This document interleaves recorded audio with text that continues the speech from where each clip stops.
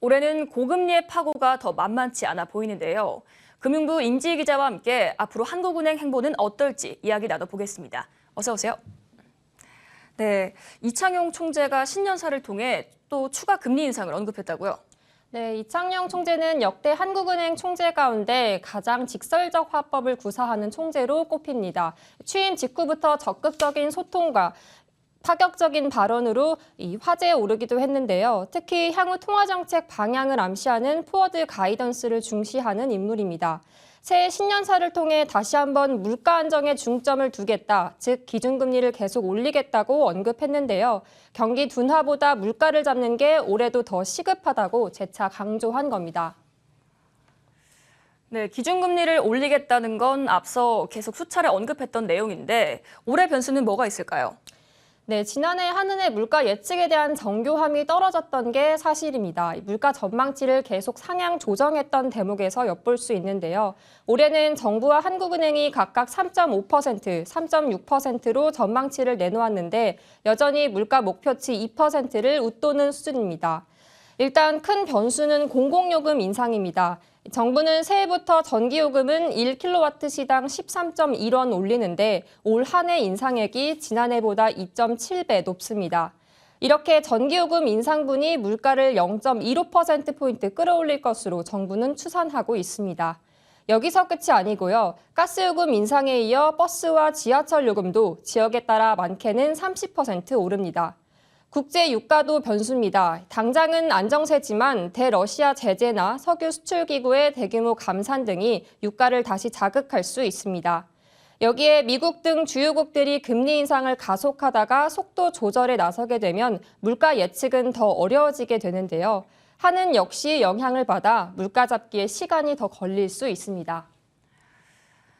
네, 한마디로 사방이 불확실하다라고 요약되는 것 같은데 최근 이 총재가 물가만큼 부쩍 강조하는 표현이 있다고요?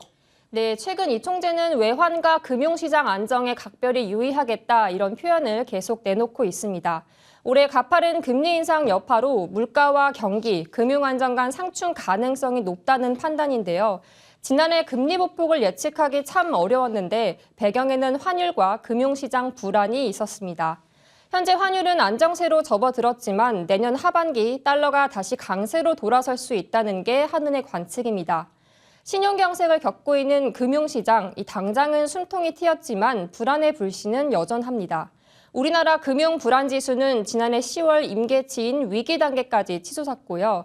경기 침체로 가계와 기업 대출의 부실 우려뿐 아니라 비은행권의 부동산 사업 대출에 대한 긴장감도 높습니다. 네, 결국 최대 관심은 기준금리가 어디까지 오를지인 것 같은데요. 금통위원 사이에서도 이견이 팽팽하다고요? 네, 시장에선 현재 3.25%인 기준금리가 한 차례 오른 3.5%가 될 거란 전망이 우세합니다. 하지만 지난달 여기에 찬물을 끼얹는 발언이 나왔는데요. 직접 들어보겠습니다. 11월 달에 있는 경제 데이터만 볼 때는 다수의 금통위원들께서 3.5% 정도면 과소 대응도 아니고 과응 대응도 아닌가라는 생각을 가지고 계셨고요. 이것이 경제 상황이 바뀌어가면서 얼마든지 바뀔 수 있습니다.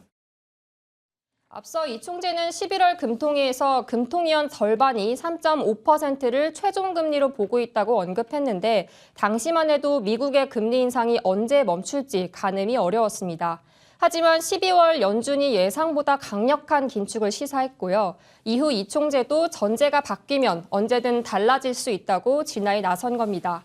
결국 한 번이냐 두 번이냐 문제인데 한은이 최소 1분기까지 5%대 물가가 계속될 것으로 보는 만큼 당장 오는 13일 또는 1분기에 한 차례 올릴 것은 분명하고요. 이후 상황은 물가와 주요국 통화정책, 경기 흐름, 환율과 국제유가 변수들이 복합적으로 고려될 전망입니다. 네, 임지희 기자와 올해 기준금리 향방 짚어봤습니다. 잘 들었습니다.